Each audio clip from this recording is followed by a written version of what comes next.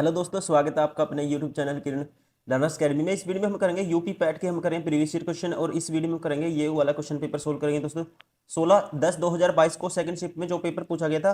तो चलिए अभी स्टार्ट करते हैं ये वाला सेट 10 दोस्तों। क्वेश्चन नंबर 1 है, निम्नलिखित में से किस व्यक्ति ने हिंद स्वराज पुस्तक लिखी है?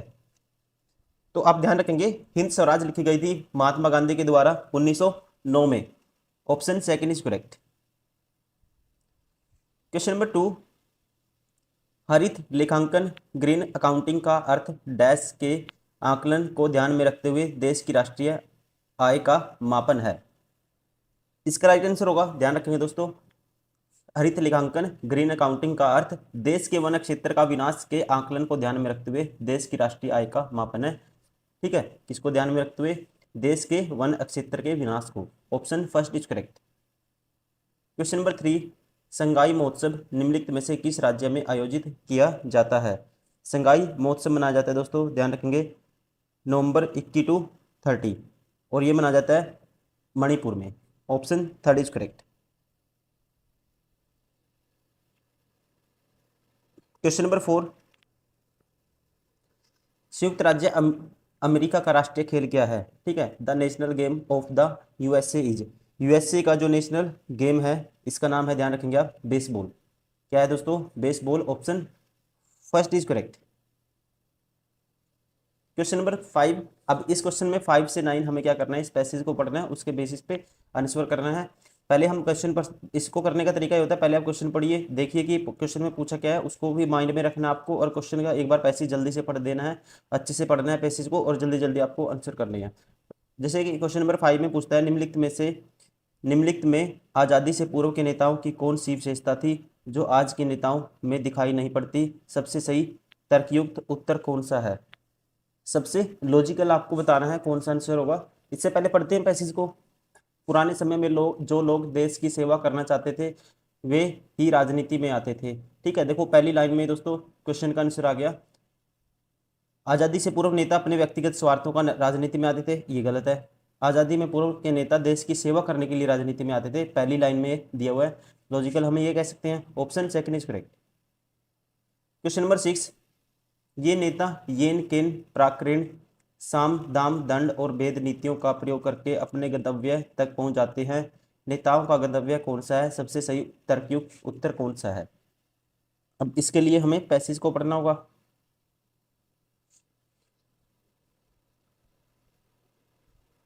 वे, देखो यहां तक पढ़ लिया था, वे राजनीति में आते थे देश की सेवा करने के लिए, उसके बाद वे अपने भविष्य की चिंता छोड़कर देश की निस्वार्थ सेवा में लग जाते थे। आज़ादी की लड़ाई के समय तक लोगों के अंदर सच्चा प्रेम था। बहुत से लोगों ने आज़ादी आंदोलन में जुड़कर सरकारी नौकरी तक छोड़ दी थी, परिवार का सुख त्याग दिया था, और यहाँ तक कि अपने प्राणों का मोह तक छोड़ दिया था। कितने ही सच्चे देशभक्त इस आज़ादी की नींव में समा गए और इतिहास में इनका नाम तक नहीं है। आज भी हमारे देश में अनगिनत नेता हैं जो अलग अलग पार्टी के साथ जुड़े हुए हैं। आवश्यकता पड़ने पर ये लोग तुरंत पार्टी बदलकर दूसरी पार्टी में चले जाते हैं। नेतागिरी का लोभ निस्संदेह मनुष्य को पतित बनाता जा रहा है। सारा देश नेतृत्व की अभिलाषा का शिकार होता जा रहा है। भाषण, गर्जन, तिकड़म और छल के झूठे वायदों और धोखे की कस्मों से सारा सार्वजनिक वातावरण कोलाहलपूर्ण हो गया है। वहीं नेताजी नजर आएंगे, जहाँ देखो वहीं नेताजी नजर आएंगे। लगता यह है कि समाज का प्रत्येक व्यक्ति अब नेता बनना चाहता है, भले ही उसका कोई अनुगम करने वाला न हो। देश की सारी सुविधाओं का उपयोग करते हुए ये अपने आप को किसी राजा महाराजा से कम नहीं समझते। विदेश जाकर महंगा इलाज कराते हैं। सत्ता में आने के लिए लंबे लंबे भाषण दिए जाते हैं, गर्जना की जाती है, तिकड़म और छल के झूठे वायदे और धोखे की कस्में खाई जाती हैं। दूसरी पार्टियों पर कीचड़ कीचड़ उछाड़ा जाता है। ये केन प्राकृण साम दाम, देखो यहाँ पे हमारा आंसर आएगा दोस्तों, यही लाइन थी उसमें क्वेश्चन में, ये केन प्राकृण साम दाम दंड और भेद नीतियों का प्रयोग करके अपने गंतव्य तक पहुंच जाते हैं। ऐसे राजनेता देश के युवकों को गलत दिशा दिखाते हैं, परंतु अपने बच्चों को विदेश में पढ़ने भेजते हैं। ये अच्छी तरह समझते हैं कि मुफ्त की चीज़ों को लालच में जनता उनको वोट दे ही देगी। ये कभी नहीं चाहेंगे कि लोग शिक्षित होकर अपने अधिकारों के प्रति जागरूक बने। देखो अब आप इसका आंसर कर सकते हो, ये नेता येन करेन प्राकरण साम दाम दंड और भेद नीतियों का प्रयोग करके अपने गंतव्य तक पहुंच जाते हैं। नेताओं का गंतव्य कौन सा है? सबसे सही उत्तर तरक्की उत्तर चुनिए। ठीक है, तो दोस्तों उनका जो मेन जो गंतव्य कौन सा है, आप सीधा कह सकते हो अकॉर्डिंग टू पैसेज जनता द्वारा दिए गए वोटों से चुना जाना। Option 4 is correct. Question number 7, अनुच्छेद के आधार पर बताइए कि आजकल के अधिकांश नेतागण वोट पाने के लिए जनता की कौन सी दुर्लभता का फायदा उठाते हैं। सबसे सही उत्तर कौन सा है? दोस्तों सबसे सही उत्तर बताना है, गुंडों को भ्रष्टाचारियों के साथ मिलकर तिकड़म करते हैं, चुनाव जीतने के लिए जनता को मुफ्त चीजें देने का वायदा करते हैं। दोस्तों ये बात कही गई है पैसेज में। ठीक है, अकॉर्डिंग टू पैसेज ये बात इसमें कही गई है पैसेज में। तो according to passage right answer होगा ऑप्शन सेकंड। ठीक है, फ्री की चीजें का देने का वादा वादा करते हैं, जिससे लोग वोट देते हैं और उस चीज का फायदा उठाते हैं। Option second is correct. Question number 8, नेता क्यों नहीं चाहते कि लोग शिक्षित होकर अपने अधिकारों के प्रति जागरूक बने? सबसे सही तरकीब कौन सा है? पहला कहता है, लोगों के शिक्षित हो जाने पर नेताओं के पास कुछ भी करने योग्य कार्य नहीं बचेगा। लॉजिकली स्ट्रॉन्ग बताना है। ठीक है, हो तो बहुत सारे सकते हैं, लेकिन लॉजिकली जो होगा स्ट्रॉन्ग होगा वही आपको बताना है। दूसरा कहता है, शिक्षित लोग अपने वोट की असली कीमत पहचानते और जाति और धर्म के आधार पर बनाए गए नेताओं के समीकरणों को बिगाड़ देते हैं। लोगों के शिक्षित हो जाने पर वोट के लिए किए गए झूठे वायदों को पूरा करने के लिए दबाव डालेंगे। शिक्षित हो जाने पर लोग रोजगार की मांग करेंगे। तो जो लॉजिकली दोस्तों स्ट्रॉन्ग है ये है, शिक्षित हो जाने पर लोग क्या करेंगे? रोजगार की मांग करेंगे। Option 4 is correct. Question number 9,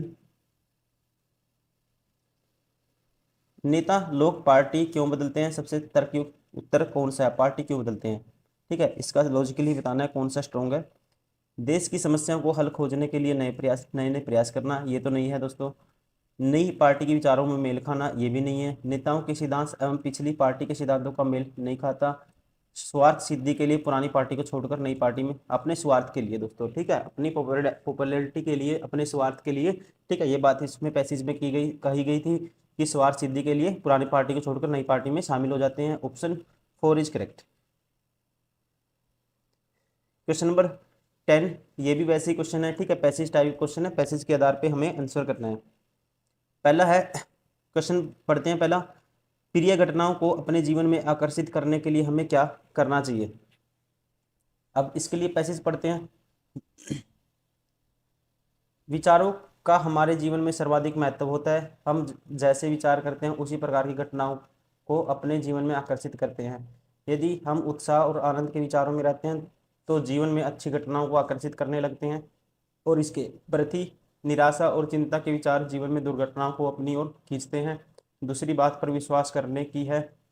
यदि हम स्वयं पर या अपने बनाने वाले पर सच्चा विश्वास करते हैं तो स्थिति अलग होती है, और यदि हम इस जीवन में नकारात्मक सोच बरते रहते हैं तो हमारा जीवन निराशा के अधिकार में भर जाएगा।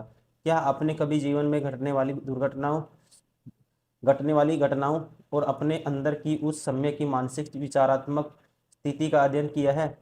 यदि आप आशा, उत्फुल्लता और आत्मविश्वास की ऊर्जा से ओतप्रोत है तो कार्य सिद्धि और सफलता के बहुत पास हैं। इसके विपरीत निराशा, कुंठा, भय और संदेह के साथ लिए गए निर्णय सदैव गलत और सफलता के लिए विपरीत होंगे।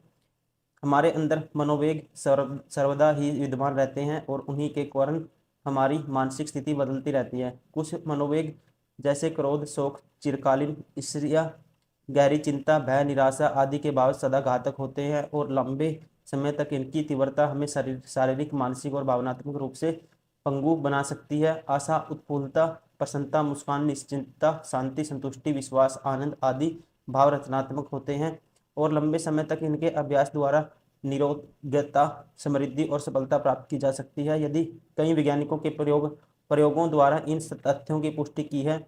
आज हम यदि इन विचारों पर ध्यान देना शुरू कर दें तो दुर्भाग्य को सौभाग्य में बदल सकते हैं। वेदों में परमात्मा से यही प्रार्थना की गई है, आ नो भद्रा कर्तवो यंतु विश्वतः, सभी दिशाओं से नेक विचार मेरी ओर आए। अब इसके आधार पे आपको दोस्तों पूरे पैसेज के आधार पे आपको आंसर करना है। इसके बेस पे प्रिय घटनाओं को अपने जीवन में आकर्षित करने के लिए हमें क्या करना चाहिए, पहली लाइन में ये पूछा है पहले क्वेश्चन में। तो देखते हैं लॉजिकली इसका जो स्ट्रॉन्ग है कौन सा है। आंसर होगा हमारा मनोमस्तिष्क प्रिय विचारों से सदा परिपूरित रहना चाहिए। देखो दोस्तों ये क्या है, अपने आप में अनश्योर है ये, ठीक है, स्ट्रोंग है, लेकिन और भी बड़े नकारात्मक सोच वाले विचारों को चिंतन करना चाहिए, ये गलत है। ईश्वर का लगातार ध्यान और चिंतन करना चाहिए, लेकिन ठीक है, लेकिन ये स्ट्रोंग नहीं है, इसका आंसर नहीं है हमारा, ठीक है। जो अपने जीवन में आकर्षित करने के लिए हमें क्या करना चाहिए, ये इसके लिए स्ट्रोंग नहीं है। निरोगता, समृद्धि और सफलता के विचारों से दूर रहना चाहिए, दूर नहीं रहना चाहिए दोस्तों। अच्छी, हम कह सकते हैं माइंड में अच्छी अच्छी चीज़ें, पॉजिटिविटी होनी चाहिए, तो ये बात इसमें कही है, हमारे मस्तिष्क प्रिय विचारों, ठीक, अच्छे विचार होने चाहिए, से सदा परिपूरित रहना चाहिए हमारा मस्तिष्क, मस्तिष्क में अच्छे अच्छे विचार आने चाहिए। जो हम सोचते हैं लाइफ में अक्सर वही हो जाता है, नेगेटिव सोचेंगे तो हम नेगेटिव बन जाएंगे, पॉजिटिव सोचेंगे तो हम पॉजिटिव चीज़ें पॉसिबल कर देते हैं, ठीक है। ये सारा माइंड का खेल है, ये बात इसमें कही है पैसेज में, तो राइट आंसर होगा ऑप्शन फर्स्ट। क्वेश्चन नंबर 11, अपने दुर्भाग्य को सौभाग्य में कैसे बदला जा सकता है? अपने मस्तिष्क के विचारों पर ध्यान देकर लगातार रचनात्मक विचारों द्वारा। दोस्तों पहला स्ट्रोंग है, लेकिन दूसरा शनिवार और मंगलवार को हनुमान जी के मंदिर जाकर, ये बात नहीं है इसमें। 80 में ज्योतिष और अपनी जन्मपत्री दिखाकर, सुबह उठकर चींटियों को आटा खिलाने, ये बात कोई भी नहीं कही गई है, ठीक है। तो राइट आंसर होगा ऑप्शन ऑप्शन फर्स्ट, लॉजिकली अपने मस्तिष्क के विचारों पर ध्यान देकर लगातार रचनात्मक विचारों द्वारा अपने दुर्भाग्य को सौभाग्य में बदला जा सकता है। राइट आंसर होगा ऑप्शन फर्स्ट। क्वेश्चन नंबर 12, निम्नलिखित में से किस वर्ग के सभी भाव रचनात्मक हैं? किस वर्ग के सभी भाव दोस्तों कौन से रचनात्मक हैं, ये आपको बताना है। क्रोध, शोक, ईर्ष्या, चिंता, भय, निराशा, भाईचारा, कर्तव्यशीलता, आशा, उत्फुल्लता, प्रसन्नता, मुस्कान, निश्चिंतता, संतुष्टि, आत्मविश्वास, ठीक है। ये इसमें सारे के साथ, देखो ईमानदारी की बात नहीं हुई इसमें, और कर्तव्य पालन की, क्रोध की, ये बात नहीं हुई, तो बात किसकी हुई है दोस्तों? जो रचनात्मक भाव है, कौन कौन से भाव की बात हुई है?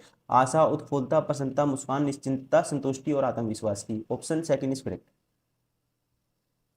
क्वेश्चन नंबर 13, हमारा जीवन कब निराशा के अंधकार से भर जाता है? देखो अंधकार, निराशा और जीवन में अंधकार कब आएगा? पहला कहता है जब क्रोध, शोक, ईर्ष्या, चिंता, भय आदि घातक मनोभाव लंबे समय तक अपनी तीव्रता से हमें प्रभावित करते हैं। जब क्या है दोस्तों, हमारे अंदर चिंता, भय, ये चीजें, मन में डर है, ठीक है, ये बात इसमें कही गई है, ठीक है, तो हमारे ऊपर उसका वैसा ही इम्पैक्ट पड़ता है, जैसा हम सोचते हैं वैसे ही बन जाते हैं। तो ये क्या करते हैं, ये मनोभाव लंबे समय तक अपनी तीव्रता से हमें प्रभावित करते हैं। पहला ऑप्शन करेक्ट है, ध्यान रखेंगे, option first is correct. Question number 14, हम कार्य सिद्धि और सफलता के बहुत पास कब होते हैं? ठीक है, हम कार्य सिद्धि और सफलता के बहुत पास कब होते हैं? जब हम क्रोध, शोक, ईर्ष्या, चिंता, भय आदि घातक मनोभावों को आश्रय देते हैं। ये तो गलत है दोस्तों, आश्रय नहीं देते, इनसे माइंड में इनको नहीं रखते, मतलब कि ऐसा होना चाहिए था। जब हम आशा, उत्फुल्लता और आत्मविश्वास की ऊर्जा से ओतप्रोत होते हैं, ठीक है, ये राइट आंसर है, ये इसमें बात कही गई है। कार्य सिद्धि और सफलता के बहुत पास हम जब होंगे, जब हमारे माइंड में क्या होगा, हमारे दिमाग में आशा, उत्फुल्लता और आत्मविश्वास की ऊर्जा से हम ओतप्रोत होंगे, वो ऊर्जा हमारे शरीर में भरी होगी। Option second is right. Question number 15 to 19, अभी डीआई का क्वेश्चन है। निम्न तालिका एक परीक्षा में 7 छात्रों द्वारा अलग अलग 6 विषयों में प्राप्त अंकों को प्रतिशत को दर्शाती है।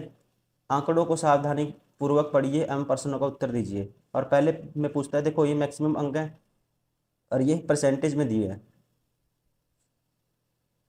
अब अंग्रेजी में सभी 7 छात्रों द्वारा लगभग औसत अंक कितने हैं? अंग्रेजी में दोस्तों सभी 7 औसत अंक बताने हैं, अंग्रेजी में सभी 7 छात्रों द्वारा कितने हैं, तो यहाँ से निकाल सकते हैं अंग्रेजी में। देखो सीधा ये रहा अंग्रेजी वाला सेक्शन, इसको जोड़ो, 5 और 8 13 और 7 20 और 6 26, 26 और 9 26 और 9 35 और 8 43 और 8 51, 510 तो ये हो गया, 5 और 5 10, 10 ही हो गया दोस्तों, 520 है।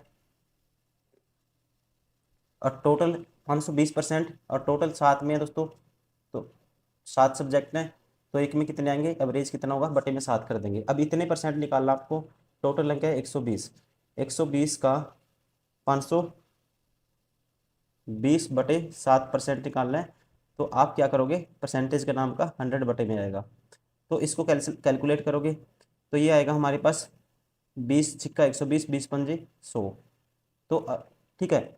अब 5 से इसको काटो, 5 से इसको काटेंगे, ये आएगा 5 एकम 5, 0 5 चौका 20, ठीक है, 104 आएगा।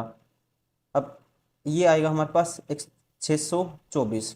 624 को 7 से डिवाइड करोगे, ठीक है, 624 के 7 से डिवाइड करोगे, ये आएगा 7 8 56 बचेगा, मतलब पहले 8 आना चाहिए स्टार्टिंग में फर्स्ट डिजिट, तो राइट आंसर होगा ऑप्शन फर्स्ट।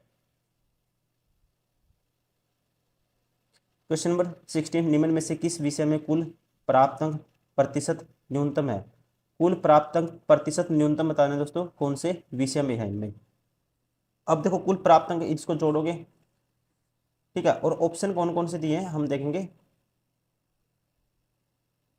अंग्रेजी, गणित, इतिहास, हिंदी। अंग्रेजी, अंग्रेजी का तो हमें निकाला है दोस्तों 520/7 है ये वैल्यू, ठीक है, अंग्रेजी का हमने निकाला है। अंग्रेजी, गणित, और गणित के बाद इतिहास और हिंदी, ठीक है, इस चार में जो मैंने टिक किया इनमें दिखाना आपको। इसकी वैल्यू 520/7 है।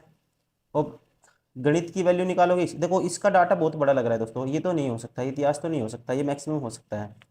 अब बात रहेगी हिंदी की। अब देखो इसमें देखोगे ये वाली वैल्यू कंपेयर करोगे, तो आपको पता है दोस्तों सारी वैल्यू इसमें भी मोस्टली सारी वैल्यू बड़ी हैं, किसमें, इंग्लिश में, तो इंग्लिश भी ज़्यादा आएगा, मैक्सिमम परसेंटेज आएगा जब सबको जोड़ोगे। हिंदी में देखोगे तो हिंदी में, और गणित को और हिंदी को कंपेयर करोगे, यहाँ पे 80 है, यहाँ पे 35 है, ठीक है, और यहाँ पे 50 है, यहाँ पे 65 है, यहाँ पे 90 है फिर, ठीक है, यहाँ पे 70 है, ये वाली वैल्यू भी इससे मैक्सिमम है, ये वाली वैल्यू 60 है। तो इसमें तो हमारे पास गणित में जोड़ लेते हैं, कितना आएगा, 6 और 3 9, 9 और 6 9, 6 3 9 और 6 15 और 7 22 और 5 27, 27 और 8 35 और 6 41, 41 मतलब 410, और 5 5 10 15 20 400, 430 हो गया ये। यहाँ पे वैल्यू 430 है मैथ में, और हिंदी में देखेंगे 8 और 5 13 और 9 22 और 4 26 और 7 33 और 8 33 और 8 दोस्तों 41 और 6 41 और 6 47, 470 वैल्यू ये होगी, ये 470 है, ये 430 है, तो मिनिमम कौन सा है, मिनिमम परसेंटेज किसका होगा, फिर मैथ का होगा। मैथ कैलकुलेट किया हमने, सबसे जोड़ के देखा, ये तो देख जोड़ने की जरूरत नहीं, इंग्लिश और हिस्ट्री तो जोड़ने की जरूरत है ही नहीं थी, क्योंकि ये तो मैक्सिमम दिख रहा है, सारी वैल्यू 90 100 ऐसी है। वैसे ही इंग्लिश में भी मैक्सिमम है, तो मैथ में है 430, और हिंदी में मैंने जोड़ के देखा, इसमें 470, तो हिंदी में ये मैथ में क्या है, सबसे मिनिमम परसेंटेज है, ठीक है, तो राइट आंसर होगा गणित, option second is correct. Question number 17, Brajesh का कुल प्राप्त प्रतिशत लगभग कितना है? ब्रजेश का कुल प्राप्तांक प्रतिशत लगभग कितना है? तो ब्रजेश का दोस्तों चेक करेंगे तो यहाँ जाना पड़ेगा हमें टेबल में, इसको हटा देता हूँ एक बार मैं। ब्रजेश का निकालना आपको कुल प्राप्तांक प्रतिशत अंक कितना है।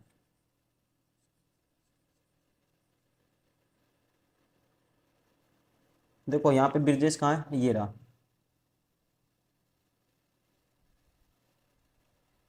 ठीक है, ये रहा ब्रजेश। यहाँ पे दोस्तों देखोगे कुल प्राप्तांक प्रतिशत अंक हमें बताना है। देखो पहले क्या है, 80 है, फिर 65 है, फिर 85, फिर 95, ठीक है, तो अब इन सभी को हम निकालेंगे, सभी को जोड़ेंगे। अगर इसका एवरेज निकालते हैं, कुल प्राप्त का हमें बताना है, कुल प्राप्त का प्रतिशत बताना है, परसेंटेज।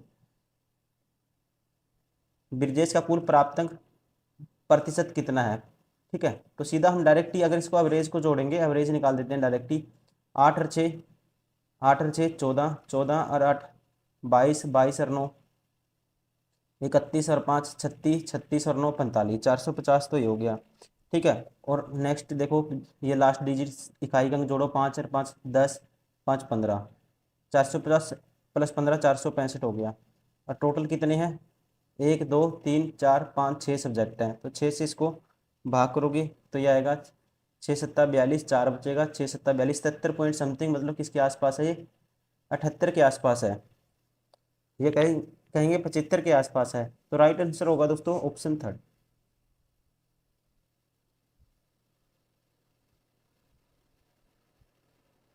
Sorry option first.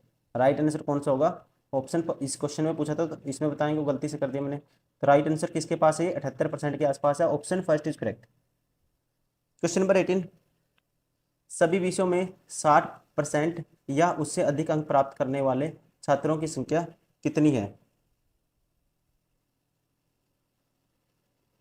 ठीक है, 60% या उससे अधिक अंक प्राप्त करने वाले सभी विषयों में। देखो सभी विषयों में दोस्तों 60 अंक या उससे अधिक प्राप्त करने वाले लड़कों की संख्या कितनी है दोस्तों। यहाँ पे तो अंकित की तो नहीं होगी, यहाँ 35 है। ब्रजेश की नहीं होगी। चिराग की, चिराग की है देखो 60 है, मिनिमम 60 या 60 है या 60 से ज़्यादा है, तो चिराग हो गया। इसकी दिव्यास की यहाँ 40 है, ये नहीं लेंगे, दिव्येश नहीं लेंगे। एहान नहीं लेंगे, एहान की 50 आ गई यहाँ पे। फारूक की दोस्तों यहाँ 40 आ गई, ये नहीं लेंगे। एक गौतम की है, देखो गौतम की वैल्यू 60 है या उससे अधिक है। एक गौतम हो गया, एक चिराग हो गया, टोटल छात्र हो गए हमारे पास 2। तो राइट आंसर होगा इसका ऑप्शन फर्स्ट, 2 छात्र। कौन कौन, चिराग और गौतम। क्वेश्चन नंबर 19, सभी 6 विषयों में एहान द्वारा प्राप्त कुल अंक कितने हैं। ठीक है, एहान ने दोस्तों सभी विषयों में कितने अंक प्राप्त किए टोटल, ये आपको बताना है।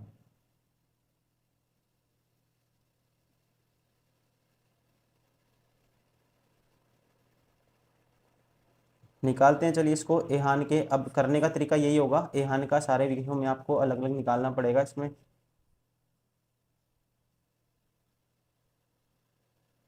ठीक है, ये रहा एहान, ये रहा।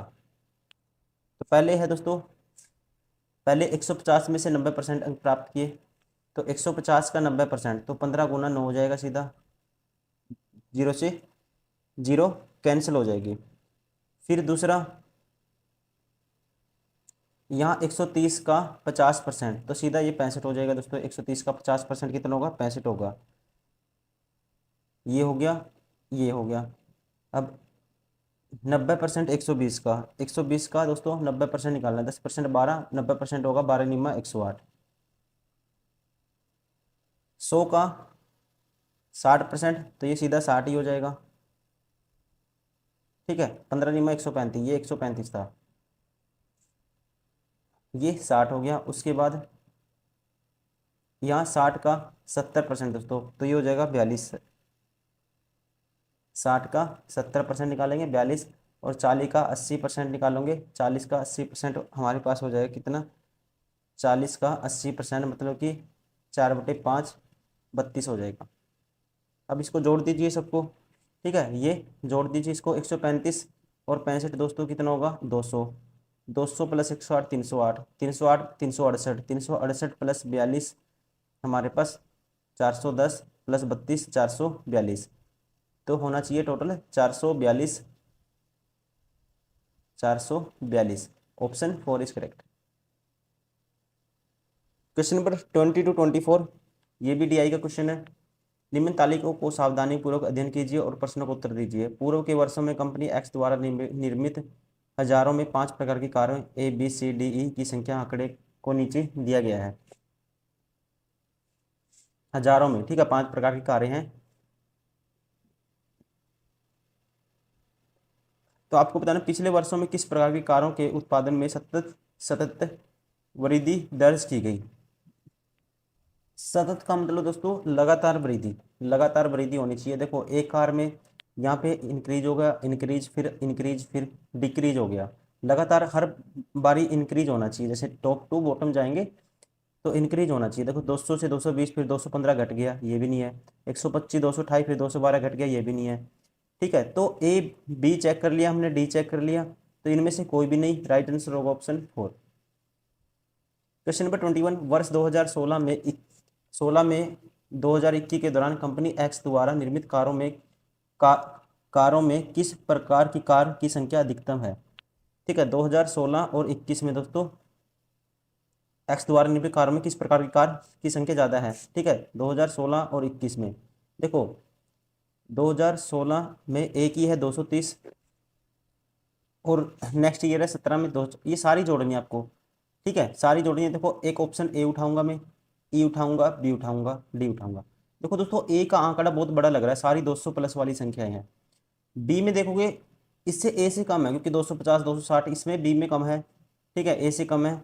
ई में भी देखोगे दोस्तों ए से कम है, तो डायरेक्ट हमें कैलकुलेट करने की जरूरत नहीं है। तो राइट आंसर कौन सा होगा, ऑप्शन 4 ए। ए की जो संख्या आएगी 16 से 21 के दौरान जोड़ोगे तो सबसे मैक्सिमम वैल्यू देगा ये ऐड करने के बाद, आपको डायरेक्टली दिख रहा होगा। क्वेश्चन नंबर 22, वर्ष 2016 में 21 तक कार ए के उत्पादन में अनुमानित वृद्धि कितनी प्रतिशत की थी? 2016 से 21 तक कार ए के उत्पादन में दोस्तों, ठीक है। तो आप यहाँ से डायरेक्ट बता सकते हो 16 से 21 तक आपको देखना है। 16 से 21, 16 में था 230 और 21 में है 255, तो इंक्रीज कितने का हुआ? तो आप कहेंगे कितने का इंक्रीज हुआ दोस्तों?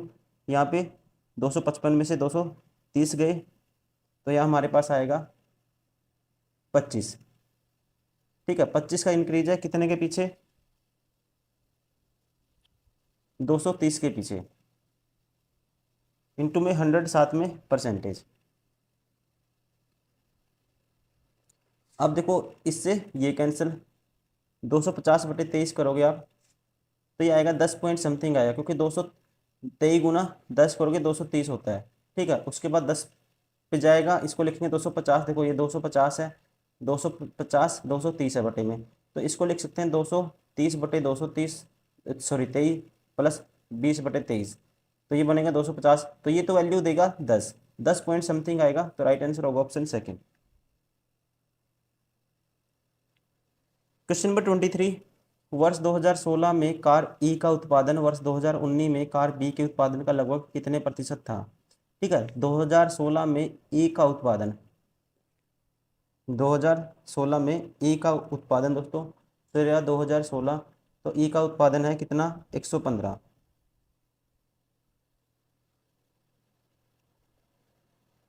2019 में बी का उत्पादन, बी में दोस्तों बी का उत्पादन कितना था?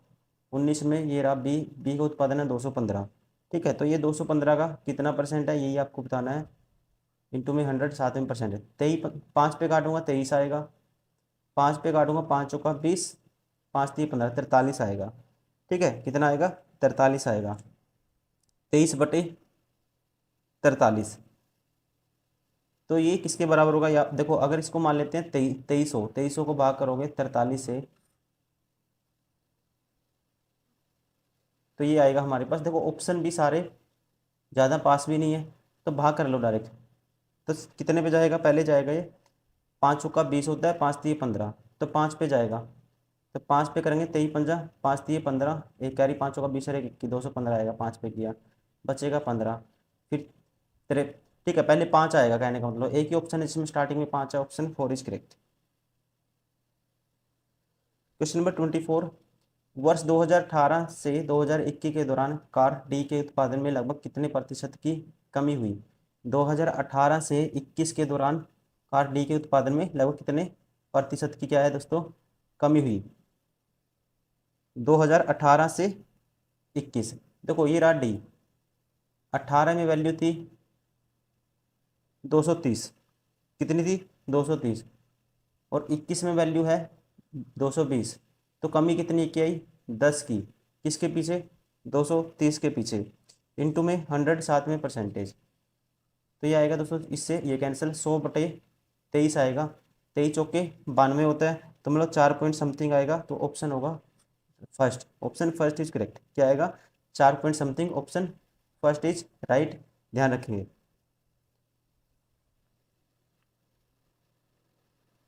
क्वेश्चन नंबर 25 to 29, ठीक है, इसमें हम कर लेते हैं क्योंकि डीआई का क्वेश्चन है ये भी। निम्न पाई चार्ट एक पुस्तक के प्रकाशन में किए गए खर्च का प्रतिशत विवरण दर्शाता है। पाई चार्ट का अध्ययन कीजिए और प्रश्न पर आधारित प्रश्नों का उत्तर दीजिए। और 25 में पूछता है, पुस्तक का मूल्य लागत मूल्य से 20% ऊपर अंकित किया गया। यदि पुस्तक का अंकित मूल्य 160 रुपये है, तो पुस्तक की एक प्रति में उपयोग किए गए कागज की लागत क्या है? देखो यहाँ पे जो मार्क प्राइस है दोस्तों, अगर सीपी 5 है, लागत मूल्य 5 है, तो एमपी कितना है? 6 है। अब 6 यूनिट की वैल्यू दे दी इसने 160, तो 1 यूनिट की वैल्यू क्या आएगी? आप कहेंगे 160/6 आएगी, 160/6।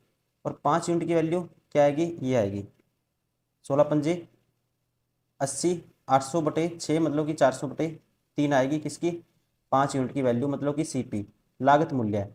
अब कागज में बताना है, कागज पे कितना खर्च हुआ इसका 30%, तो इसका 30% मतलब कि इसका 3/10 निकाल दोगे, 3 से 3 कैंसिल, 0 से 0, तो ये आएगा 40। Option first is correct. Question number 26, यदि 5200 प्रतियों का प्रकाशन किया गया और उसकी परिवहन लागत की राशि 80,500 रुपये है, तो पुस्तक की अनुमानित विक्रय कीमत क्या होनी चाहिए ताकि प्रकाशक 25% लाभ अर्जित कर सके।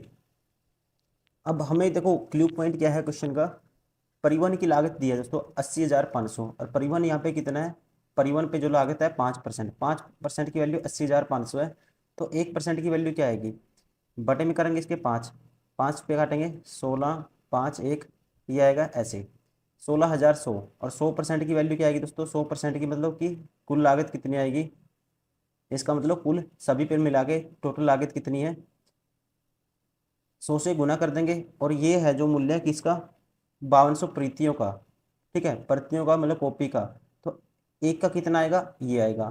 अब इस पे कमाना आपको कितना प्रॉफिट, 25%, तो 25% प्रॉफिट कमाने के लिए इसको कितने बेचेंगे, इसका 1/4 होती है, इसका 5/4 में बेचेंगे, तो इसकी वैल्यू हमें बतानी है। देखो 0 से 2 0 कैंसिल, अब इसको काटेंगे आगे, 2 0 से 2 0 कैंसिल, और इसको काटते हैं 4 पे, या आप ऐसा करो 52 चौका आप डायरेक्ट इसको काटोगे, 5 0 0, 5 0 0, 5 एकम 5, 5 का 30, 3 कैरी, 5 एकम 5 है 3, 8, कितना आएगा 80,500, और बटे में है 52 × 4। अब इसको 4 पे काट दो, पहले 4 पे काटेंगे 25 आएगा, ठीक है, 25 की गुना कर दो 805 से, तो ये आएगा 25 0 0, 25 पंजा 125, 12 कैरी, तो 2 लिखेंगे 1 कैरी, 25 अट्ठा 201,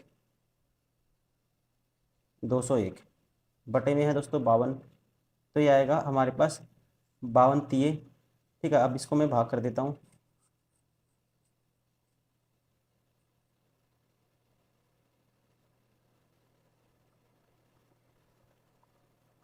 201 25, 52 से भाग करोगे इसको, 52 तिये, 52 चौका तो नहीं जाएगा, 52 3 पे जाएगा, 52 तिये 3 दूनी 6, 3 पंजे 15, 156, 11 में से 5 गए, या सीधा करो ये 44 और 1 45 बचेगा 45, 2 उतारेंगे, ठीक है, तो ये जाएगा कितने पे, फिर जाएगा हमारे पास 10 पे तो करेंगे तो 520 आएगा, ठीक है, 520 आएगा, तो ये जाएगा 9 पे भी नहीं जाएगा, 9 पे ज़्यादा आएगा इससे, 8 पे जाएगा, कितने पे जाएगा दोस्तों 8 पे, 8 दूनी 16, 1 कैरी, 8 पंजे 40 और 1 41, 416 आया, मतलब 38 आएगा स्टार्टिंग में, 38 इसमें भी है, इसमें ये ऑप्शन नहीं हो सकता, ये ऑप्शन नहीं हो सकता। अब यहाँ से इसको माइनस करो, तो ये आएगा 16, हम माइनस करेंगे 34 और 2 36, अब फिर 5 उतारेंगे तो फिर जाएगा हमारे पास ये, ठीक है। अब देखो अब ये 7 पे जाएगा या फिर 5 पे जाएगा, क्योंकि दोनों ऑप्शन में ही है। अगर मैं 7 पे करता हूँ, 7 कितने, 7 पे करते हैं 7 दूनी 14, 1 कैरी, 7 पंजे 35, 1 36, तो ये जाता है दोस्तों 7 पे, तो इसका मतलब राइट आंसर कौन सा होगा, 387 point something, option third is correct. Question number 27, पुस्तक की रॉयल्टी उसकी मुद्रण लागत से कितने प्रतिशत कम है, ठीक है। पुस्तक की जो रॉयल्टी है, रॉयल्टी दोस्तों कहाँ पे है रॉयल्टी, ये रहा रॉयल्टी 20% है, उसकी मुद्रण लागत से कितने प्रतिशत कम, मुद्रण लागत 25% है, तो 20 है जो 25 से, ये 20% है, ये 25% है, ये 20 25 से कितना कम है, 5 कम है 25 के पीछे, ठीक है, तो काटेंगे 1/5 आएगा, 1/5 इक्वल टू वट, आपको पता ही होगा 1/5 जब 100 से मल्टीप्लाई करोगे 20% कम है, option 4 is correct. Question number 28, यदि पुस्तकों की एक निश्चित मात्रा के लिए प्रकाशक को 20,600 रुपये मुद्रण लागत के रूप में देना होता है, तो इन पुस्तकों के लिए रॉयल्टी के लिए कितनी रकम देनी पड़ेगी, दोस्तों मुद्रण क्या है, 25% की वैल्यू 20,600 है, तो 1% की वैल्यू क्या आएगी, बटे में 25, बताने किसकी है, 20% की। ठीक है, तो 20% की वैल्यू आप यहाँ से निकाल दो सीधा, 20 से मल्टीप्लाई कर दो। ठीक है, एक तो ये तरीका है, या आप ऐसे करो, 25% की वैल्यू ये थी, 20 की निकालनी है आपको, तो सीधा आप 5% की वैल्यू निकालो, तो 25 से एक 5 नीचे चला जाएगा। ठीक है, 5% की वैल्यू ये आएगी, तो 4 से दोनों तरफ गुना कर दो। ठीक है, ये भी तरीका था निकालने का। तो इसी को लिख सकते हैं 10/2, 2 गुना ऊपर चला जाएगा, 0 से 0 कैंसिल, 8 से गुना करेंगे इसकी, 206 की, 800, 8 6 48, 4 8 दूनी 16, तो ये आएगा 16,480। Option first is correct. Question number 29, संवर्धन लागत पर किए गए खर्च के अनुरूप खंड सेक्टर का केंद्रीय कोण कितना है। संवर्धन लागत पे बताना आपको कितना कोण है। दोस्तों संवर्धन लागत है हमारे पास, ये है 5%। तो आपको पता है 100% 360 डिग्री के बराबर होता है, तो 1% की वैल्यू बटे में 100 आएगा, तो 5% की निकालनी है, 5 से गुना कर देंगे, तो 5 पे काटूंगा 20 आएगा, 0 से 0, 36 को 2 पे काटोगे क्या आएगा, 18 degree. Option third is correct. यदि वर्ष 2004 में आयात 240 करोड़ रुपए था, तो वर्ष 2004 और 5 का कुल जो निर्यात है दोस्तों 500 करोड़ रुपए था, तो वर्ष 2005 में आयात कितना था। देखो ये दिया है, रेशियो दिया है, ये आयात और निर्यात का, मतलब कि इंपोर्ट और एक्सपोर्ट का रेशियो दिया है। अब इंपोर्ट और एक्सपोर्ट का जो रेशियो, इंपोर्ट और एक्सपोर्ट का रेशियो मैं निकाल लेता हूँ यहाँ पे 2004 का कितना है, ये है 1.2, ये है 1.2। अब देखो, अब इसने दिया है वर्ष 2004 में आयात कितना है दोस्तों, आयात है 240।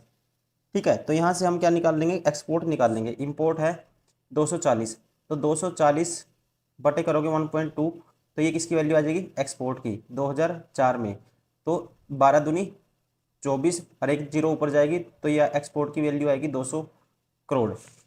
एक्सपोर्ट हो गया दोस्तों 2004 में 200 करोड़। अब कहते हैं 2004 और 5 का जो कुल संयुक्त निर्यात था, मतलब कि एक्सपोर्ट था 500 करोड़ था, तो यहाँ से 2005 में हम निकाल लेंगे एक्सपोर्ट। 2005 का दोस्तों एक्सपोर्ट कितना होगा, 2005 का होगा, ठीक है, टोटल 500 है, 200 माइनस कर देंगे 4 का, तो ये आएगा 300 करोड़। और आपको पता है इंपोर्ट 2005 में निकालो, जो रेशियो है कितना है 1.5, मतलब कि इंपोर्ट बटे में एक्सपोर्ट कितना है 1.5 है। तो यहाँ से आपको पता लग गया कि इसका एक्सपोर्ट की वैल्यू पता लग गई, इंपोर्ट की वैल्यू हम निकाल देंगे। ठीक है, इंपोर्ट की वैल्यू हम निकाल देंगे तो क्या होगी, ये मल्टीप्लाई हो जाएगा, तो 1.5 की मल्टीप्लाई कर दोगे 300 के साथ, इसका 10 पॉइंट हटा दूंगा, 10 नीचे आएगा, 15 3 45, तो ये कितना आएगा 450 करोड़। Option 4 is correct.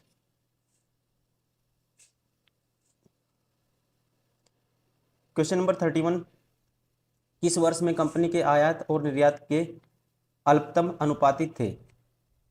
मतलब कि जो दोस्तों अनुपात जो मिनिमम कौन से में था, देखते ही पता लग जाएगा, 0.3, ये सबसे नीचे है, सबसे कम है वैल्यू। ठीक है, तो ये था 2003 में, जो था आयात निर्यात के अल्पतम अल्पतम अनुपातिक थे, मतलब कि कम था अनुपात। ठीक है, राइट आंसर होगा ऑप्शन सेकेंड। क्वेश्चन नंबर 32, दिए गए वर्षों में से कितने वर्षों में निर्यात आयात से अधिक था। अब देखो जो रेशियो दिया है, ये आयात और निर्यात का दिया है दोस्तों। ठीक है, इंपोर्ट और एक्सपोर्ट का रेशियो दिया है ये। अब इसने पूछा है जो वर्षों में निर्यात आयात से अधिक था, मतलब कि एक्सपोर्ट ज़्यादा था इंपोर्ट से, मतलब नीचे वाली वैल्यू कितने वर्षों में ज़्यादा है दोस्तों, देखो 0.6 है, एक ये इसमें ज़्यादा है, इसमें भी ज़्यादा है, इसमें भी ज़्यादा है। ठीक है, एक इसमें भी ज़्यादा है, तो कितने हो गए, 4 वर्ष हो गए। Option 4 is correct.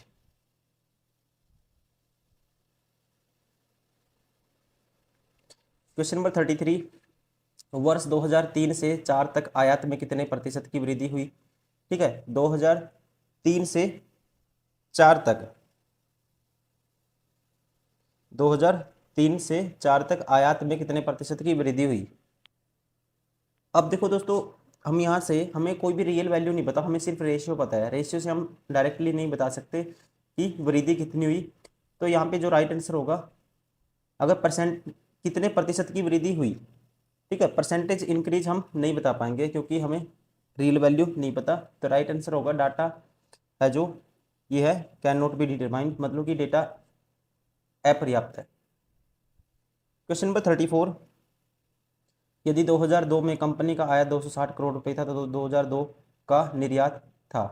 दोस्तों 2002 उठाओ ये रहा, तो ये आयात बटे निर्यात का रेशियो है ये, और जो कहता है 2002 में कंपनी का आयात कितना है दोस्तों 260 करोड़, तो 2002 में निर्यात बताना है।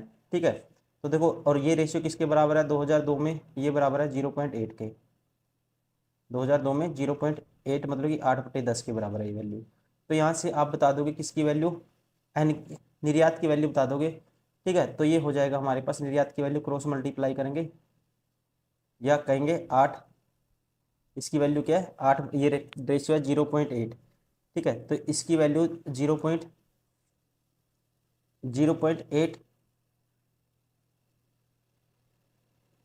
ये दोस्तों 0.8 बराबर है इसके, या सीधा आप ऐसे कर दो, ये 0.8 है, ये क्रॉस मल्टीप्लाई कर दो तो ये हो जाएगा हमारे पास 0.8 है जो डिवाइड में चला जाएगा 260, इसकी वैल्यू हमें पता है, तो यहाँ से किसकी वैल्यू आएगी निर्यात की, मतलब कि एक्सपोर्ट की। तो इससे कैंसिल आउट करेंगे, ये 10 ऊपर चला जाएगा। ठीक है, तो ये आएगा हमारे पास 2600/10, 8, 2600/8, 4 दूनी 8, 4 पे काटेंगे ये आएगा 25, 2 पे काटूंगा 13 आएगा, 13 गुना 25 करना है, 25 ये 75, 7 कैरी, 25 कम 25 और 7 32, 325 crore, option second is correct. Question number 35, निम्नलिखित में से किस शासक के दरबार में बहुत से विद्वानों को नवरत्न के रूप में अलंकृत किया गया था? तो इसका राइट आंसर होगा दोस्तों चंद्रगुप्त द्वितीय के।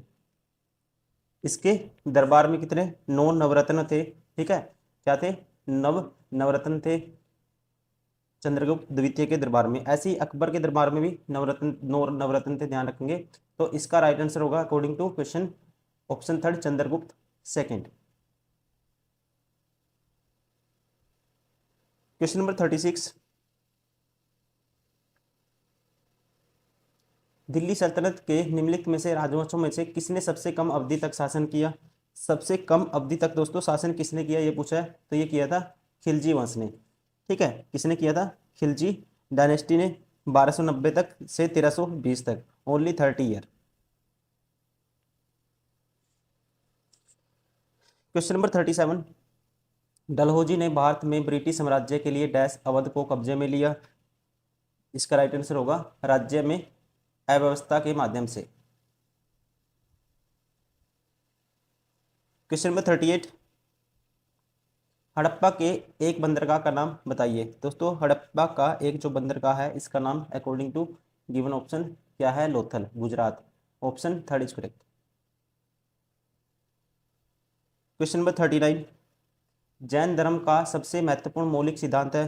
ठीक है, जैन जैन धर्म का दोस्तों सबसे महत्वपूर्ण मौलिक सिद्धांत माना जाता है अहिंसा को, non violence, option four is correct. Question number 40, खलीफा की अस्थायी शक्तियों की रक्षा के लिए मार्च डैश में बॉम्बे में एक खिलाफत समिति का गठन किया गया था? तो ये किया गया था, राइट आंसर होगा 1919 में।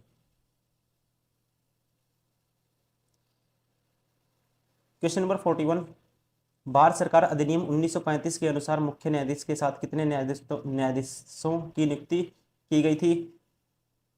तो इसका राइट आंसर होगा दोस्तों ये की गई थी मुख्य न्यायाधीश के साथ 6 न्यायाधीशों की, ऑप्शन फर्स्ट इज करेक्ट 6 जजेस। क्वेश्चन नंबर 42, निम्नलिखित में से किनके द्वारा 1857 की क्रांति की शुरुआत की गई थी? ठीक है, 1857 की दोस्तों क्रांति की शुरुआत की गई थी सिपाहियों के द्वारा, मेरठ से, option third is correct. Question number 43, Bengal में डैश आंदोलन के दौरान तिरंगा झंडा लाल हरा और पीला डिजाइन किया गया था? ठीक है, तो इसका राइट आंसर होगा ये किया गया था स्वदेशी आंदोलन के दौरान। क्वेश्चन नंबर 44, ग्रीष्म काल में उत्तरी मैदानों में बहने वाली पवन कहलाती हैं? ग्रीष्म काल में the wind blowing in the northern plains in summer is known has, ठीक है, तो राइट आंसर होगा दैट इज नाउन एज लू। क्या कहलाती है दोस्तों? लू। उत्तरी मैदानों में बहने वाली पवन को लू कहते हैं ग्रीष्मकाल के दौरान। क्वेश्चन नंबर 45, भारत की मानक यामोत्तर रेखा है the standard meridian line of India. ठीक है, पता ही होगा दोस्तों कौन सी है। ऑप्शन थर्ड 82 डिग्री, ठीक है, 82.5 डिग्री पूर्वी देशांतर। क्वेश्चन नंबर 46, निम्न में से कौन सी घटना की प्रतिक्रिया में भारत छोड़ो आंदोलन चलाया गया था? ठीक है, तो भारत छोड़ो आंदोलन जो चलाया गया था, ऑप्शन सेकंड क्रिप्स मिशन की विफलता में।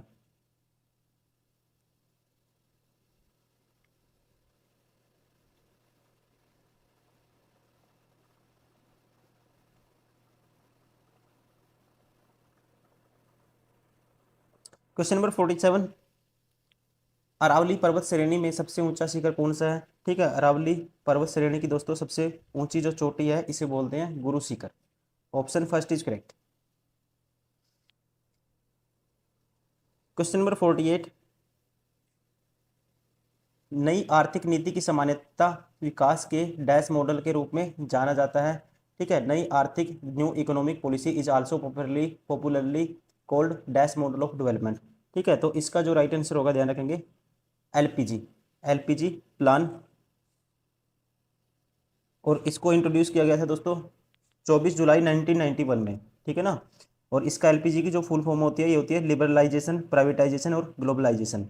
Option first is correct LPG. Question number 49, कोई भी कंपनी एक सरकारी कंपनी यदि उसमें कम से कम डैश प्रदत्त पूंजी सरकार के अधिकार में होती है। ठीक है, तो सरकारी कंपनी कहेंगे जब उसमें होती है 51%। ठीक है, एटलीस्ट जो 50% शेयर है दोस्तों कैपिटल के वो किसके पास होने चाहिए? सेंट्रल गवर्नमेंट के पास, तो उसे कहेंगे सरकारी company. Option third is correct. Question number 50, Uttar Pradesh के निम्नलिखित में से किस जिले में नैमिषारण्य तीर्थस्थान अवस्थित है? नैमिषारण्य दोस्तों तीर्थस्थान है उत्तर प्रदेश के, राइट आंसर होगा सीतापुर में। ठीक है ना, गोमती नदी के किनारे उत्तर प्रदेश के सीतापुर डिस्ट्रिक्ट में। Option first is correct. कौन सा सबसे ऊंचा भारतीय शिखर है? आसान क्वेश्चन है दोस्तों, सबसे ऊंचा जो भारतीय शिखर है ये कौन सा है? कंचनजंगा। ठीक है, ऑप्शन थर्ड इज करेक्ट।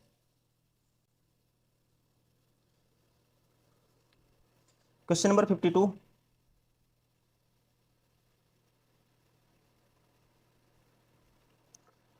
1991 के आर्थिक सुधारों के द्वारा निम्न में से किस समस्या की ओर ध्यान दिया गया था? तो राइट आंसर होगा दोस्तों आर्थिक नीति की असफलता, विदेशी मुद्रा भंडार के संकट और भारतीय रुपए का मूल्य ह्रास, सभी पे ध्यान दिया गया था। ठीक है, option four is correct. Question number 53,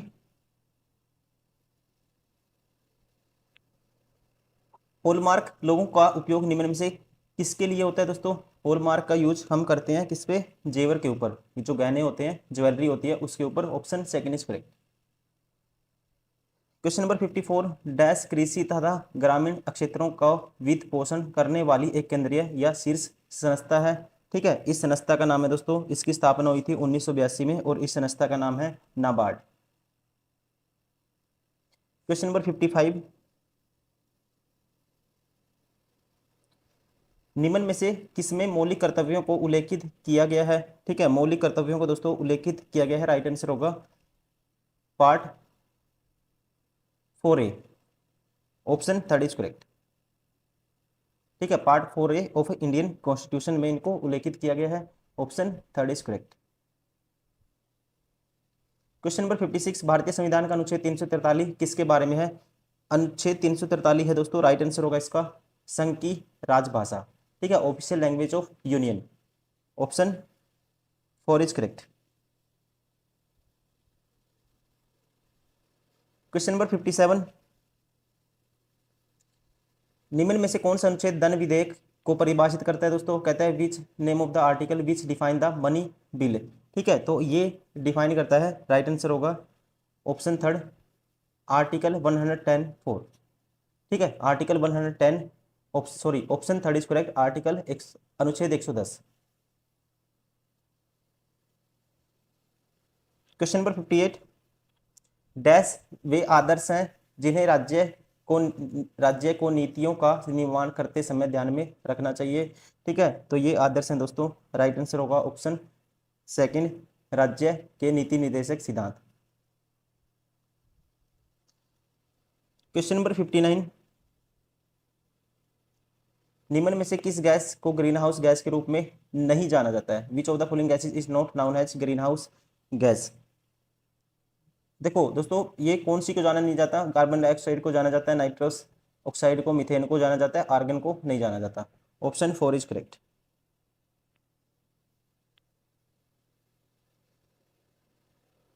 question number 60, washing soda किससे प्रचलित नाम क्या है? वॉशिंग सोडा का जो कॉमन नेम है वो क्या है? तो दोस्तों, वॉशिंग सोडा का जो कॉमन नेम है ये है सोडियम कार्बोनेट। ठीक है, सोडियम कार्बोनेट, मतलब कि फॉर्मूला होता है इसका Na2CO3। क्वेश्चन नंबर 61, निम्न में से कौन सी सर्वोच्च न्यायालय के न्यायाधीश की सेवा निवृत्त की सही आयु है? ठीक है, which of the following is the correct age of retirement of जज ऑफ सुप्रीम कोर्ट? तो ये होती है, राइट आंसर होगा ऑप्शन थर्ड, 65 ईयर्स।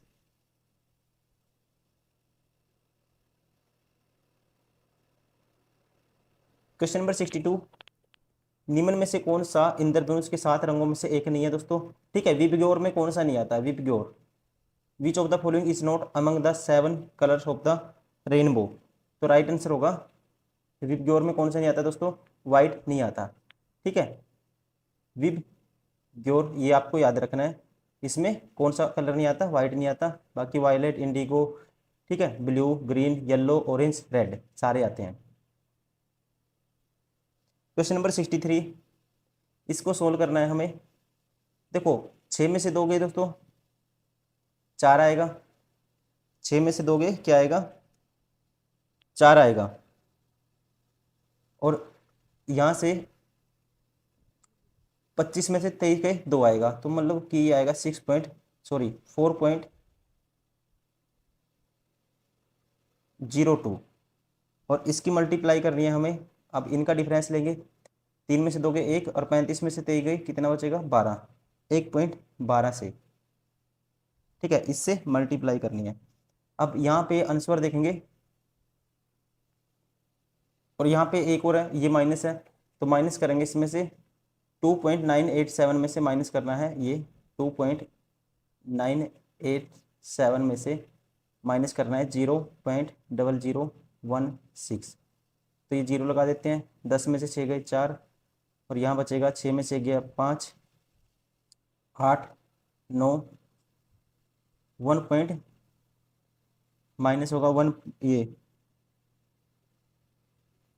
सॉरी, ये तो 2 ही रहेगा, माइनस होगा 2.9854। अब इसका करने का तरीका यही है कि पहले 402 की गुना कर दो आप, किससे? 112 से, तो इसको लिख सकते हैं 100 + 10 + 2। अब देखो, 402 के आगे दोस्तों, 402 के आगे 2 जीरो आएंगे, 100 से गुना करेंगे, फिर 402 के आगे 1 जीरो आएगी,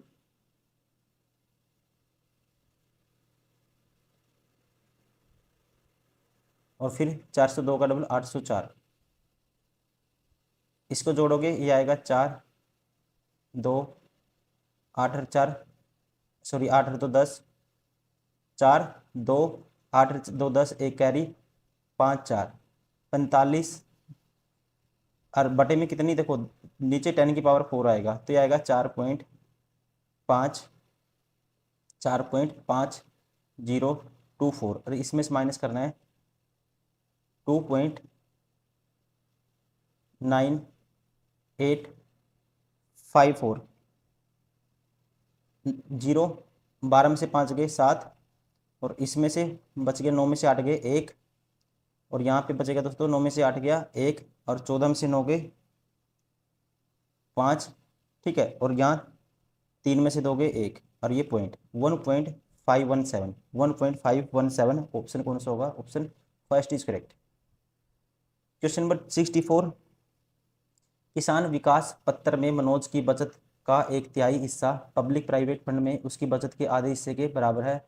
यदि उसके पास कुल बचत के रूप में 20 रुपये हैं तो उसके पब्लिक प्रोविडेंट फंड में कितने पैसे हैं। देखो, किसान विकास के पत्र में किसान विकास पत्र में मनोज की बचत का 1/3 हिस्सा पब्लिक प्रोविडेंट फंड में उसकी बचत के आधे के बराबर है।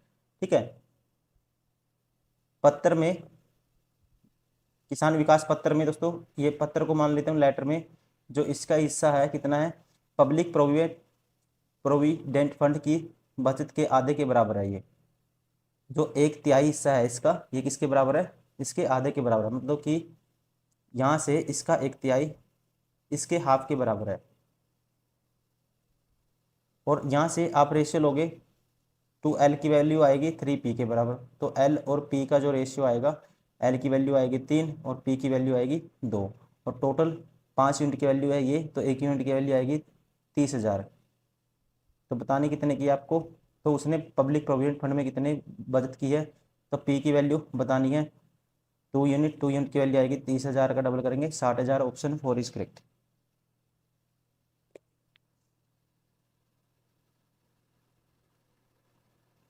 क्वेश्चन नंबर 65, 7 क्रमिक संख्याओं का औसत 20 है, तो इन संख्याओं में से सबसे बड़ी संख्या कौन सी है।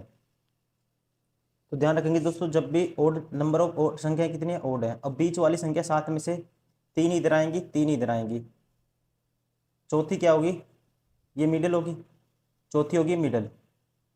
और एवरेज क्या है, सबसे बड़ी संख्या बतानी है, तो चौथी संख्या है, मिडिल है 4, तो इसका मतलब ये है 20। तो फिर उसके बाद दोस्तों लगातार आपको लेनी है, सबसे बड़ी संख्या बतानी है। तो ये होगी फिर इसके बाद 5वीं, 6ठी, 7वीं। ठीक है, देखो फिर होगी 21, फिर होगी 22, और 7वीं क्या होगी फिर 23 होगी। तो सबसे बड़ी होगी 23। एक तो ये तरीका है, या फिर आप एक्स मान के करो। क्वेश्चन नंबर 66,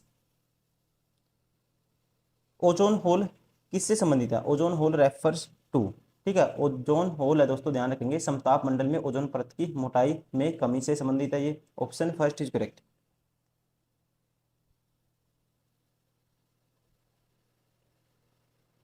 क्वेश्चन नंबर 67, पौधे अपने पोषक तत्व मुख्यतः कहाँ से प्राप्त करते हैं। Where do plants receive their nutrient mainly from. ठीक है, तो पौधे जो प्राप्त करते हैं, राइट आंसर होगा मिट्टी से। किससे प्राप्त करते हैं दोस्तों, मिट्टी से। Option second is correct.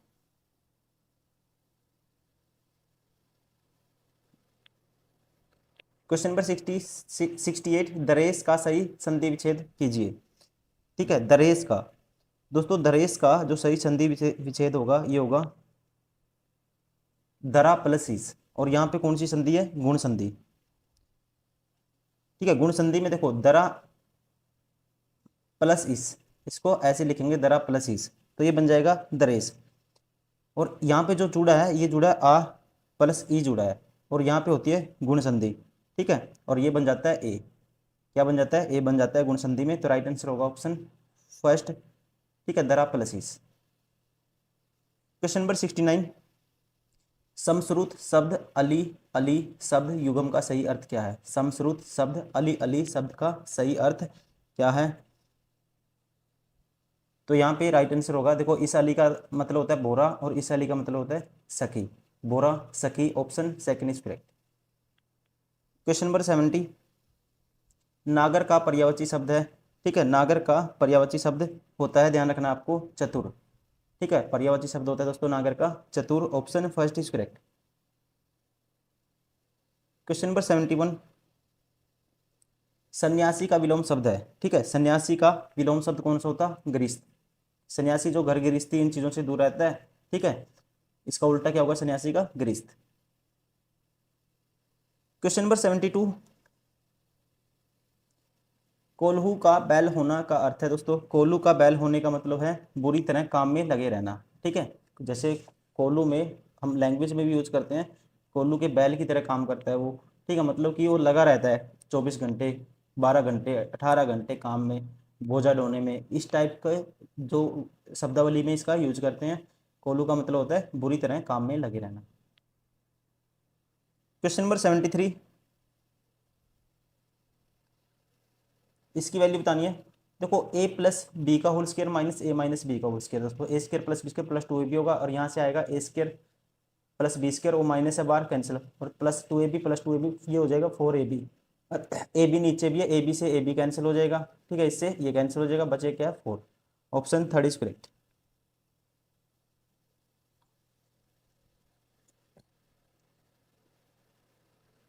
Question number 74, 9 + 4√5, 9 + 4√5।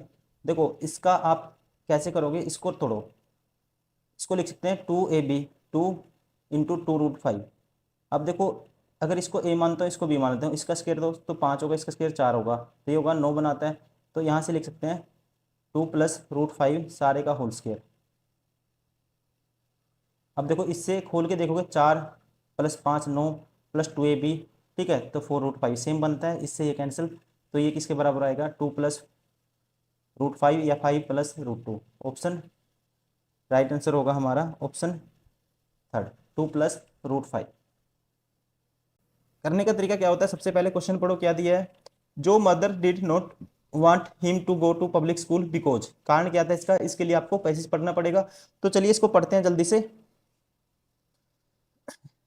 Going to all boys high school was not fun, जो पेरेंट्स तो it would be a good idea to send him there instead of a public school because he would get distracted by girls has, ठीक है, देखो यहाँ से answer आएगा आपका, जो पेरेंट्स तो it would be good idea to send him in there instead of public school because he would get distracted by girls has he mom would say once during his third year, जो begged him mom to let him to go public school, I just want to be normal, he would tell her, I want to meet girls, I don't want to be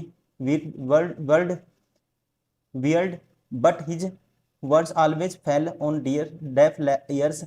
Mom always said that Joe had plenty of time to go on dates after high school, and that देखो यहाँ से answer आ गया आपका, जो कि जो mother है दोस्तों did not want to go public school because, ठीक है, बिकॉज तो क्या राइट आंसर क्या होगा, ठीक है, यहाँ पे लिखा है साफ साफ डिस्ट्रैक्टेड बाय गर्ल्स, बिकॉज जो would get distracted by girls, option first is correct, ठीक है। बाकी आप पढ़िए पूरे पैसेज को, पढ़ के बार बार ना पढ़ना पड़े, अच्छे से पढ़ लो तो आंसर कर दो, या आप ऐसा करिए कि जल्दी से पढ़िए, जो लाइन का आंसर मिलता है उसको टिक करिए, आगे निकल जाइए, ठीक है, क्वेश्चन को ऐसे भी कर सकते हो आप, बस आपको जल्दी करना है। सेकेंड क्वेश्चन में कहता है वेयर डिड जो मीट कारमेन, अब इसके लिए आगे पढ़ना पड़ेगा, यहाँ तक हम पढ़ चुके थे, ठीक है, कहाँ पे मिली थी वो उसको, जो, ठीक है, कहाँ पे मिली थी उसको ये आपको बताना है। The usually made him very sad but like good kid, जो just nodded his head and went him one day ran into her at the market by chance, ठीक है, तो दोस्तों ये आ गया मार्केट बाय चांस। वन कहता है that all the change one day when जो मेट चार, ठीक है, कारमेन, कहाँ पे मिली थी कारमेन को, who lived just 2 blocks away from also of the sorry away from him, one day he ran into her at the market by chance. तो यहाँ पे राइट आंसर होगा इसका ऑप्शन सेकंड, ऑप्शन 4 मार्केट, कहाँ पे मिलेगी थी, market by chance. Question number 77, choose the correct सिनोनियम random, ठीक है, रैंडम का सिनोनियम आपको बताना है। रैंडम का मतलब दोस्तों आपको पता ही होगा, मतलब कि जिसमें कोई भी जिग जैग टाइप का, ठीक है, मतलब कि नॉट सिस्टमेटिकली अरेंज्ड ऐसी कोई चीज, तो इसका जो सिनोनियम होगा ये होगा यहाँ पे एक्सीडेंटल, ठीक है, मतलब कि जो फिक्स ना हो कोई चीज, ठीक है, एक्सीडेंटल का मतलब ये क्या होता है, विदाउट प्लान। ऑप्शन फर्स्ट क्या है इसका सिनोनियम। क्वेश्चन नंबर 78, पॉइंटिंग फलंगी हार्दिक, कहता है फाल्गुनी और को की ओर इशारा करते हुए हार्दिक ने कहा इनके इकलौते भाई का पुत्र, ठीक है, ये है मान लो फाल्गुनी, इसका इकलौता भाई है कोई, कहते फाल्गुनी की ओर इशारा करते हुए हार्दिक ने कहा, इनके इकलौते भाई का पुत्र। ठीक है दोस्तों, इसका सन, मेरी पत्नी का भाई है। ठीक है, इसकी क्या है, पत्नी का, ये मान लो ये इसकी बहन है और ये इसकी पत्नी है। कहता है मेरी पत्नी का ये भाई है। तो फाल्गुनी किस प्रकार हार्दिक से संबंधित है? देखो, ये फाल्गुनी होगी दोस्तों, इसकी तो लगेगी ये फाल्गुनी, क्या लगेगी, बुआ लगेगी। और इसकी क्या लगेगी, इसकी कह सकते हैं इसके ससुर।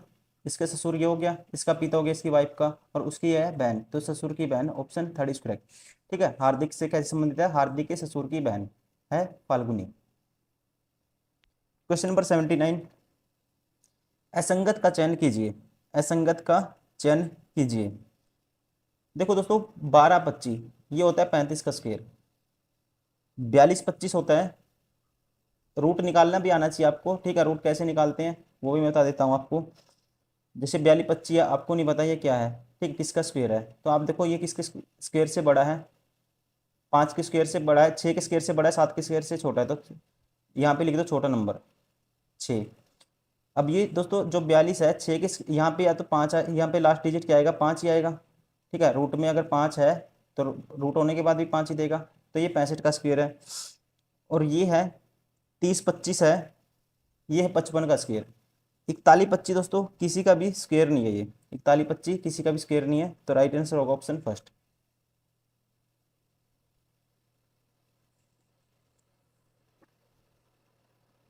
क्वेश्चन नंबर 80, 8 बजे एक घड़ी के घंटे की सुई और मिनट की सुई के बीच कोण ज्ञात कीजिए। 8 बज के दोस्तों 20 मिनट पे, देखो निकालने का तरीका बताता हूँ कैसे करते हैं। अब 8 बजेंगे, 8 बज के 20 मिनट पे निकालना है। ये 12, ये है 6 मान लो। ठीक है, यहाँ पे कहीं 7 होगा, ये होगा 8, ऐसे होगा। और 8 बज के 20 मिनट पे दोस्तों, ठीक है, यहाँ देखो मान लो 1 है, ये बजेगा 2, ये बजेगा फिर 3, ये बजेगा 4। अब मिनट की सुई कहाँ होगी, मिनट की सुई तो 8 बज के 20 मिनट पे यहाँ पे होगी। अब जो घंटे की सुई कहाँ होगी दोस्तों, 8 बज के 20 मिनट पे, ये थोड़ा सा आगे क्रॉस कर चुकी होगी। अब देखो जो मिनट की सुई है ना, अब इनके बीच में कौन बताना है आपको, इनके बीच में कौन बताना है। यहाँ से यहाँ तक कितने गैप आ गए, एक, ठीक है, एक गैप तो ये हो गया, 2, 3 गैप हो गए। कितने गैप हो गए, 3 गैप। तो 3 गैप में मतलब कि जो मिनट की सुई आपको पता है, 3 गैप मतलब कि 5 3 15 मिनट। तो मिनट की सुई आपको पता है 60 मिनट में ये मिनट की सुई कितना कौन बनाती है, 360 डिग्री घूम जाती है। ठीक है, तो 1 मिनट में कितना घूमेगी दोस्तों, 0 से 0 छिक छिक 36, 6 घूमेगी। 1 मिनट में 6 घूमेगी। और 30 मिनट में कितना घूम जाएगी, ये 0 से 0 छिक छिक 36, 6 डिग्री घूमेगी 1 मिनट में। तो 5 मिनट में यह कितना घूम जाएगी, 30 डिग्री घूम जाएगी। मतलब एक यहाँ पे 30 डिग्री घूम जाएगी, वो 30 डिग्री घूम जाएगी। देखो ये 4 था, ये 5 होगा बीच में, एक बार देखते हैं अच्छे से।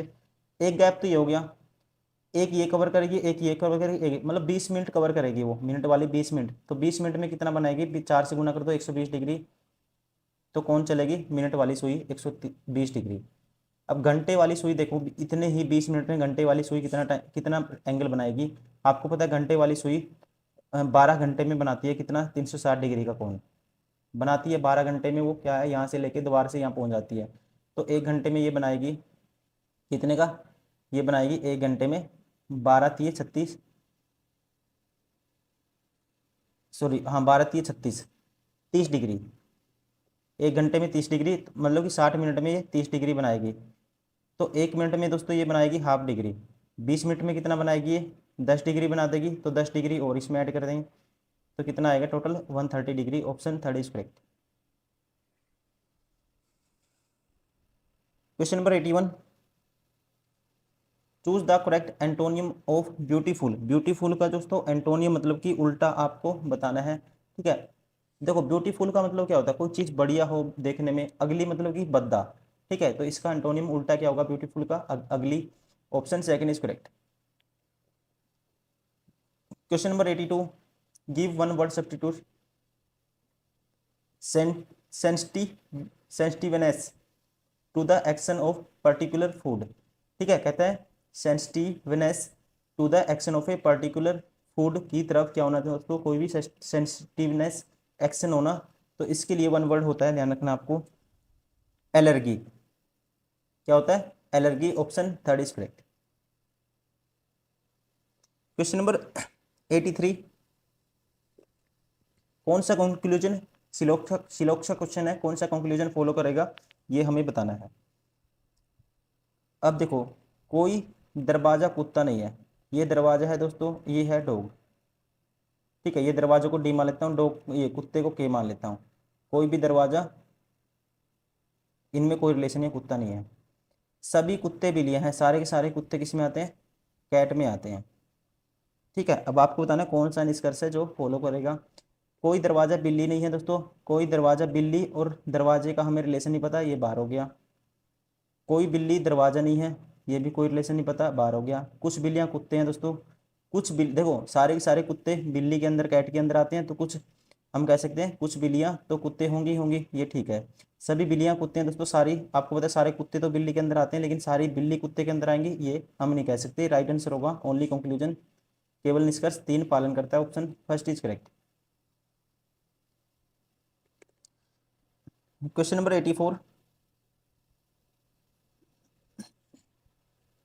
इसको ये लिख दे इसने, देखो +1 किया, +1 +1 +1 +1 ऐड किया है हर कंडीशन में, तो यहाँ पे इसके लिए तो +1 करेंगे, 23 नंबर होता है, 23 में एक जोड़ेंगे तो 24, एक्स आएगा स्टार्टिंग में, ये ऑप्शन बाहर हो गया।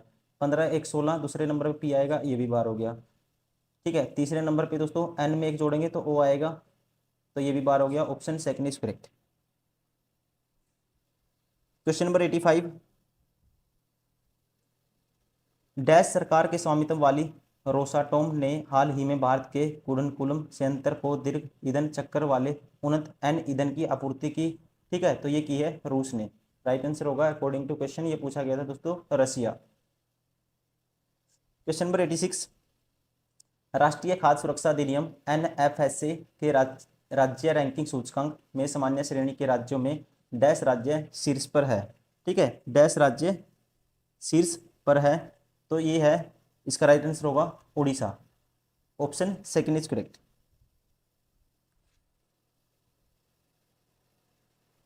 Question number 87, which of the following countries are associated with 12U2 grouping, निम्नलिखित में से कौन से देश 12U2 ग्रुपिंग से संबंधित है? तो ध्यान रखना है, ये रिलेटेड है इंडिया, इजराइल, UAE और USA की ग्रुपिंग से। ठीक है, इंडिया, भारत, इजराइल और USA की दोस्तों ये ग्रुपिंग है। ठीक है, ग्रुप है, option third is correct. Question number 88, भारतीय तकनीकी SME, ठीक है, हेतु निवेश को आकर्षित करने के लिए नेस्कॉम ने डैश सरकार की एजेंसी के साथ साझेदारी की है। तो इसका दोस्तों जो राइट आंसर होगा ये होगा ऑप्शन थर्ड ऑस्ट्रेलिया। ठीक है, NASSCOM means national association of software and services companies. ठीक है, और जो नेस्कॉम ने दोस्तों जो साझेदारी की है, ये की है ऑस्ट्रेलिया के साथ, option third is correct. Question number 89, निम्नलिखित में से किस राज्य में हाल ही में यूरेनियम खनन भंडार पाए गए हैं? ठीक है, यूरेनियम जो खनन भंडार दोस्तों पाए गए हैं, ये पाए गए हैं राजस्थान में, option second is correct. Question number 90, निम्नलिखित में से किस राज्य में दीमापुर में केंद्रीय मंत्री नरेंद्र सिंह तोमर द्वारा कृषि और किसान कल्याण के लिए शहद परीक्षण प्रयोगशाला शुरू की गई? ठीक है, अकॉर्डिंग टू ये क्वेश्चन करंट अफेयर का क्वेश्चन है, उस टाइम पूछा गया था, अभी इंपॉर्टेंट नहीं है, तो मैं इसका आंसर बता देता हूँ। इसका आंसर होगा दोस्तों ऑप्शन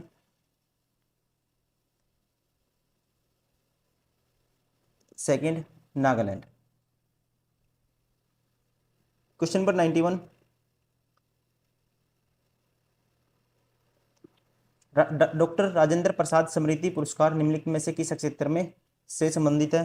ठीक है, तो ये संबंधित है दोस्तों, राइट आंसर होगा ऑप्शन सेकंड, लोक प्रशासन से। ठीक है, इससे पब्लिक एडमिनिस्ट्रेशन से, ऑप्शन सेकंड इज करेक्ट।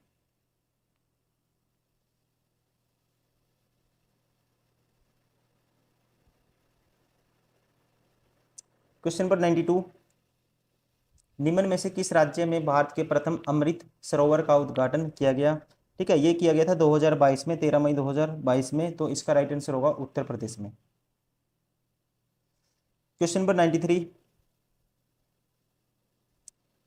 निम्नलिखित में से भारत के दो पड़ोसी द्वीप देश हैं, भारत के दोस्तों दो पड़ोसी द्वीप देश हैं, तो इसका जो राइट आंसर होगा ये है श्रीलंका और मालदीव। क्वेश्चन नंबर 94, निम्नलिखित में से कौन सी ओमान की राजधानी है, कौन सी दोस्तों ओमान की राजधानी है, तो ओमान की राजधानी है Muscat, option second is correct.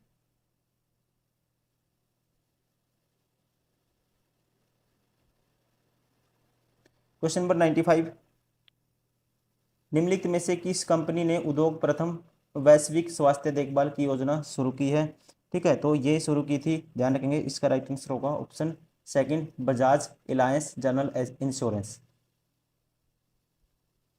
Question number 96,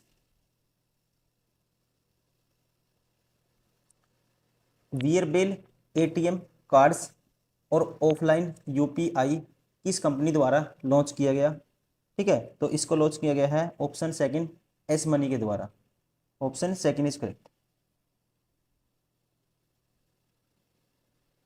question number 97, Bharat में अंतर्राष्ट्रीय श्रमिक दिवस किस दिन मनाया जाता है, ठीक है, तो भारत में दोस्तों इंटरनेशनल जो वर्कर डे है ये मनाया जाता है 1 मई को, ठीक है, कब मनाया जाता है 1 मई को, option first is correct. Question number 98, निम्नलिखित में से किस शहर को राजस्थान का सफेद शहर कहा जाता है, राजस्थान का जो सफेद शहर कहा जाता है ये कहा जाता है उदयपुर को, किसको कहा जाता है, याद रखना आपको, उदयपुर, क्योंकि यहाँ पे जो लोकेटेड है बिल्डिंग है, जो शहर बसा हुआ है, राजपूत रहते हैं, मोस्टली वाइट जो मार्बल है दोस्तों उसका यूज किया जा गया है, तो इसलिए इसे कहा जाता है वाइट शहर, सफेद शहर, उदयपुर। क्वेश्चन नंबर 99, निम्नलिखित में से डैश एक केंद्र शासित प्रदेश की राजधानी नहीं है, ठीक है, नहीं है ये आपको बताना है कौन सी नहीं है, इसका जो राइट आंसर होगा ये होगा आइजोल। आइजोल किसकी है दोस्तों, ये है मिजोरम की। कावरवती, कावरवती है लक्षद्वीप की, ठीक है, यूनियन टेरिटरी लक्षद्वीप की। पुडुचेरी जो कैपिटल है दोस्तों पुडुचेरी है, union territory of Puducherry, Puducherry की। और दमन, अंडमान और निकोबार। तो यहाँ पे जो इसका राइट आंसर होगा, कहता है निम्नलिखित में से डैश एक केंद्र शासित प्रदेश की राजधानी नहीं है, तो ये आएगा option first Aizawl. Question number last है 100 नंबर क्वेश्चन है दोस्तों, निम्नलिखित में से कौन लोकसभा के प्रथम अध्यक्ष स्पीकर थे, लोकसभा के दोस्तों प्रथम स्पीकर थे, ऑप्शन फोर गणेश मावलंकर, ठीक है, ये थे पहले लोकसभा के प्रथम स्पीकर या कह सकते हैं प्रथम अध्यक्ष स्पीकर थे, ऑप्शन फोर इज करेक्ट।